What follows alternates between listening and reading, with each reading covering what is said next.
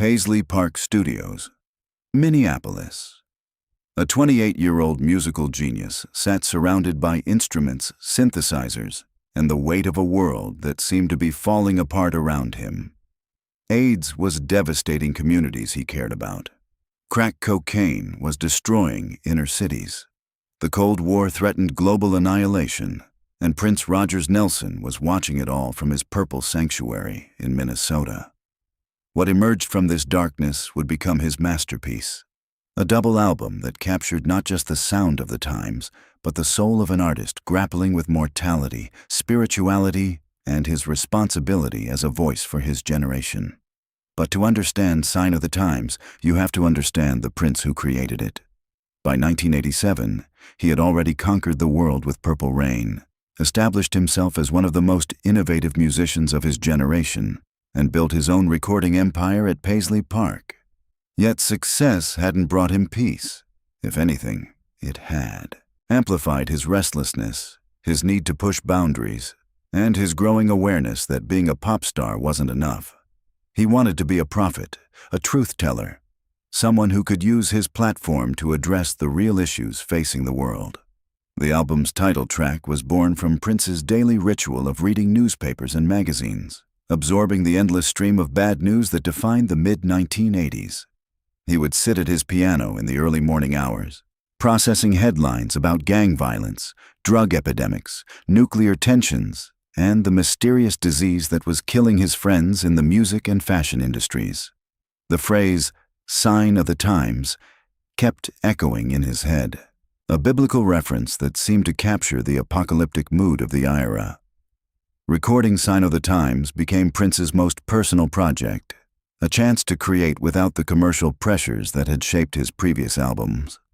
Warner Brothers executives were nervous about his artistic direction, worried that his social consciousness might alienate the pop audience that had made Purple Rain such a massive success. But Prince had reached a point in his career where artistic integrity mattered more than chart positions, where he needed to say something meaningful rather than just entertaining. The studio sessions at Paisley Park were intense and introspective.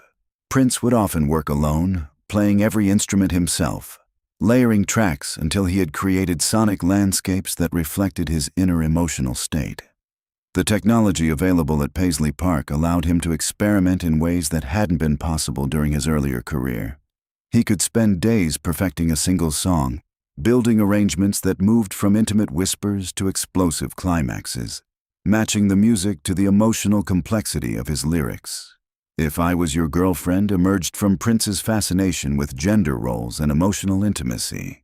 The song's lyrics explored themes that were revolutionary for mainstream music in 1987, questioning traditional masculine behavior and imagining what relationships might look like if they transcended conventional gender expectations. Prince sang the entire song in a deliberately androgynous voice, creating a character who could express vulnerability and emotional need in ways that challenged every assumption about how men were supposed to behave. The creative process for the album was complicated by Prince's perfectionism and his growing isolation from the outside world. Paisley Park had become both a creative paradise and a psychological prison, a place where he could create freely, but where he was increasingly cut off from normal human interaction. Friends and collaborators described visiting the studio and finding Prince in the same clothes he'd been wearing days earlier, completely absorbed in musical ideas that seemed to pour out of him faster than he could capture them.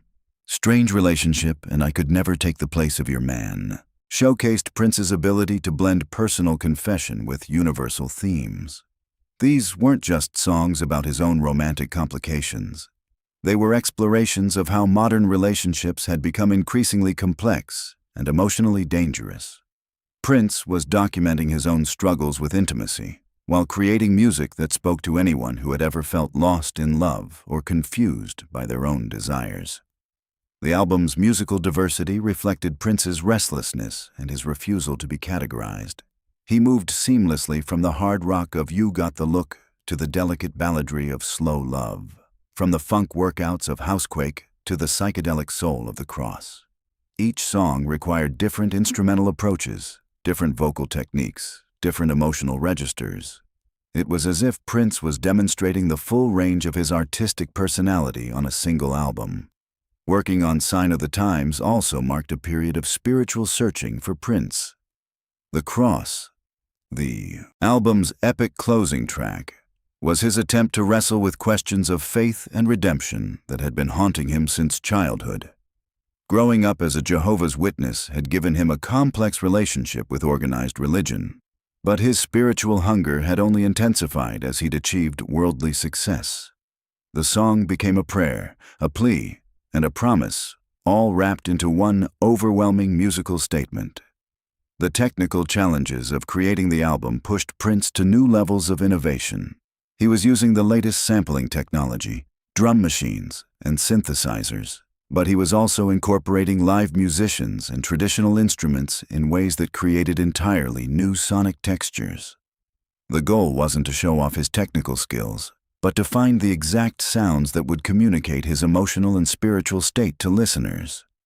Warner Brothers executives were baffled by the album's scope and ambition.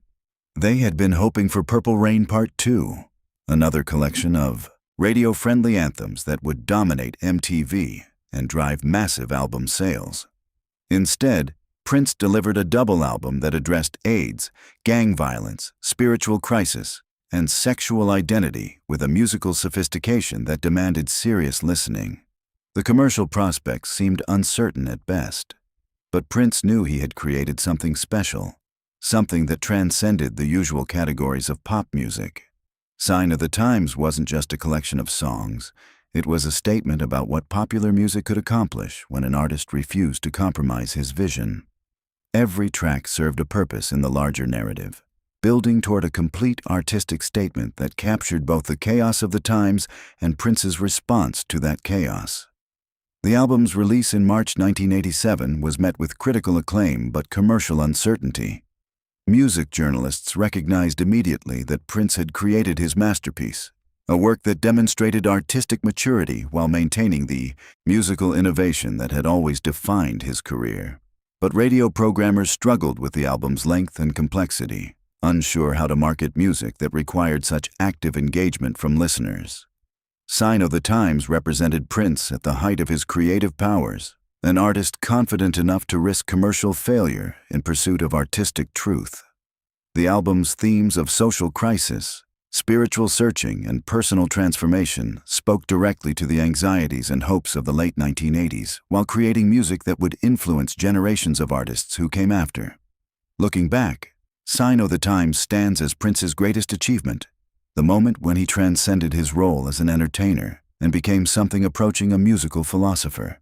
The 28-year-old genius who created this album wasn't just documenting the sign of the times. He was providing a roadmap for how artists could respond to crisis with creativity, how music could serve as both mirror and medicine for a troubled world.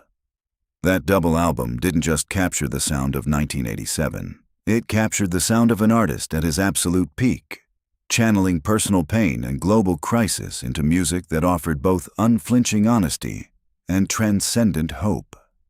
Prince had created his masterpiece, and in doing so, he had proven that popular music could be profound, that entertainment could be enlightenment, and that sometimes the most personal artistic statements are also the most universal.